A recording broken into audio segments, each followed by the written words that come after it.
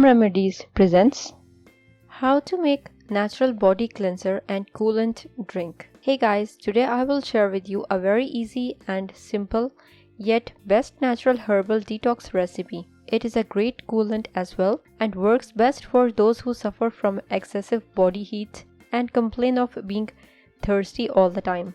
This natural cleanser is very easy to prepare. Ingredients: crushed coriander seeds 10 grams, water 60 ml. Procedure: take a glass and put the ingredients in it. Cover it and leave it to infuse overnight. Next morning, drain, mix a pinch of sugar and drink it on empty stomach. It cleanses the body and tissue channels and energizes the body. It can be taken for 6 to 8 weeks, can be refrigerated and used within 2 days time. If you liked the video, hit that like button to give it more value and share it on your social networks to let others benefit from it too. Thanks for watching. Goodbye.